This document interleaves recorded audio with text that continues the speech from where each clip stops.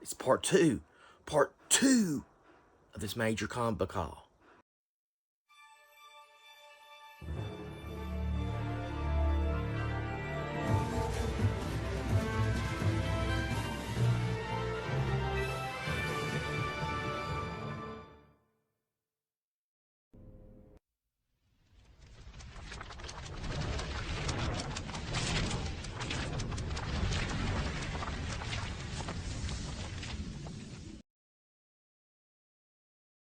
Okay, guys, yeah, I'm hyped. I'm hyped. This is my favorite part. This is the Batman stuff, and this all for $1. In this section, they had a lot of Batman books, and I pulled out some of the keys first, and the lady told me, yeah, they're all $1 a piece. I was like, I almost crapped my pants, man. I was like, man, really, $1 for all these issues? And I was like, I had to sit there and rub my hands together, like, I can't believe this. I cannot believe this. So, one of the first books I picked up was a trade paperback of Batman Grendel. And because I always wanted to read this graphic novel by Matt Wagner. And this is Devil's Riddle, Batman Grendel. Batman. He's the strongest, smartest foe that Batman has ever faced. He's Grendel. There's never been anyone like him. And it's really nice to see that DC then let a character from a competing company be on Batman's level, to really put that on the back, that this Batman rogue is going to really test him. Another one I picked up as a graphic novel was Batman Judge Dredd Judgment on Gotham. These one-shot graphic novels were really cool. Judge Dredd and Batman are facing Judge Death, as you can tell. That's kind of cool. Alan Grant, John Wagner, and Simon Beasley are on this one. This is kind of cool.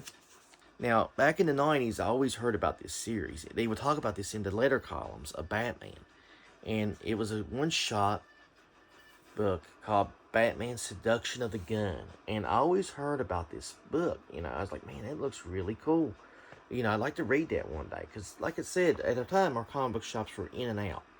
We had 3 or 4 comic book shops, but they were never would last. It was one of those situations where for a couple months they'd be there, maybe a year, and then they'd be gone. And we had 3 at one time, and they all went out until Crit Hit returned. Showed up, and it didn't last that long. And it's kind of sad, because I missed that shop. They were some nice owners. They were some nice owners. Ben and his wife were really nice. I always sit there and think about that shop. I wish they would bring, a shop like that back. But another book I got, and this was from Elseworlds, and this has been adapted before into a animated movie the last decade. It is Batman, Gotham by Gaslight. And these Elseworlds always put Batman in different spots, like Batman Scar of the Bat, Batman in Darkest Night, where he's a Green Lantern. And this one takes him back 100 years ago to Gotham City then. And these were really worthwhile. So, another book I picked up, and this was a trade paperback, and I kind of regret not getting it now. Like I said, for $1. I've only had the first and third issue of this series. I got like two or three copies of #1, because it's the first appearance of Azrael. But this is Batman Sword of Azrael, written by Denny O'Neil and art by Joe Quesada, as you can see. And there's the back trade paperback of it. And it was really sad about this is, Denny O'Neil's gone. And I would have loved to have him sign this on the back. Right there on the back would have been cool. Where the feeling's at, that would have been cool. John Paul Valley.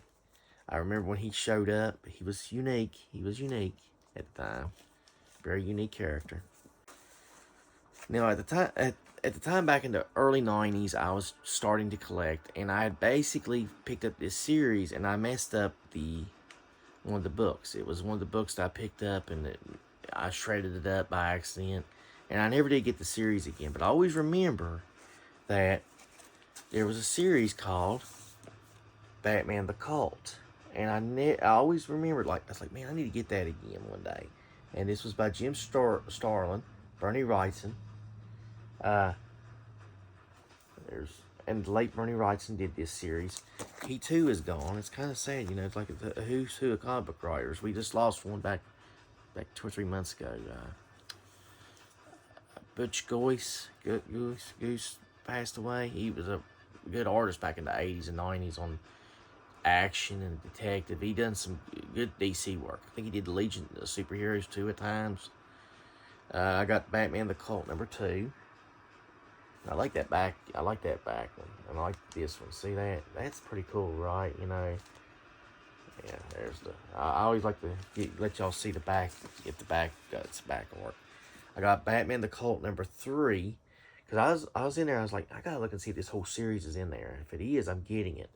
And it took me a while to find book #4 here. And this is Batman the Cult book 4. It took me a while to find this book, but I found it. Took me some time, but I did it. Now, moving on, I picked up some detective comics. And this is a mistake I made because I was I was so excited to find these detective comics issues. I made a mistake. I thought I didn't have these 2 issues, and I should have looked on my list, but I'm not really key on detective like I am Batman. But I got Detective Comics 573, which I already have. Wayne, I like this one. I like the Mad Hatter. This was the Mad Hatter before he got remade in the post-crisis. This was the Mad Hatter, as you can tell. It was just really unique, the Mad Hatter look back then. And this Detective Comics Year 2, Part 1. I've already got this one. This collector had this issue, which was really nice. Not in perfect shape. There's some rough spots, you know. Like I said, you know, he didn't really... I guess he put these books away and just said, the hell with it, you know, after he collected them. He got tired of collecting and stopped at a certain point. A lot of collectors are like that. They stop at a certain point in their collections and they don't collect anymore. Short-term collectors, if I call it. But here is a Batman Year 2 I needed. It was part 3 of that series, and it's got a cool McFarlane cover, and I like this cover.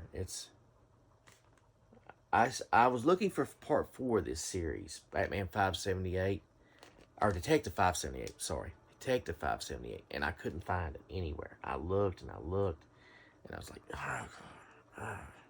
I looked through all the boxes again, through all the Batman books, looked on both sides, because sometimes they had 2 books in one. Couldn't find it. Could not find it. And I was like, and then I found Detective Comics number 581. I think this is 591. And I was like, okay, this is cool. Okay. This is good. But you always sometimes by accident pick up books you already got. Now, those 2 detective issues is books I already got. So, we'll get to the keys now. The keys. The 2 big keys in this whole haul of this 35 issue book haul. Okay. Like I said, I went in there and I saw the $1 price tag as you saw in the picture. So, and then if you saw in the video that I posted by now, I'm pretty sure it's posted. And she's like, yeah, they're all $1. And I was like, and I picked up the 1 key that you'll see soon. And I'm pretty well shocked by it. But I picked up Dark Knight's Returns, Volume 4. I picked up Dark Knight's Returns, Volume 3, which I already had and I didn't realize it. Because I was collecting the whole series. And I had to go back for 4. Because I was like, come on, please have 4. That's the only one I need. I need 4. And you could tell this guy, whoever collected these, had read these books pretty steady. I picked up Dark Knight's Returns, Volume 2. And the one that I picked up first, and I took up there, and I was like, if this is legit, and she sells me this for $1, I'm going to crap my pants. And it's a second print, but the second print still looks a bit decent. So I was like, she sold to me for $1. It was Dark Knight's Returns Volume 1.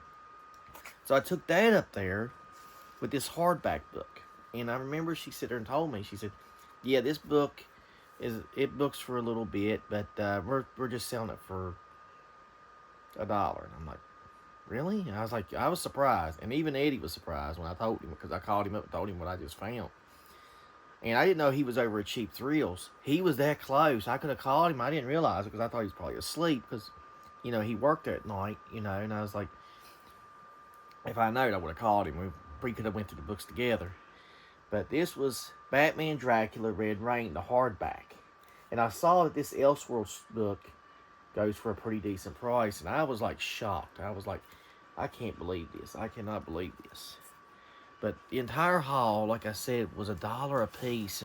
I still can't believe that I found that whole Dark Knight Return series in single format like that for $1 a piece, because years earlier, I remember I think I was in Ben's shop around home, and he offered me the first issue for like I think $80, and then the second through fourth for $20 a piece, which, you know, I, I thought about it, and I was like, I'm kind of glad I waited, because for $4 I got the whole arc, even though the first issue is a reprint.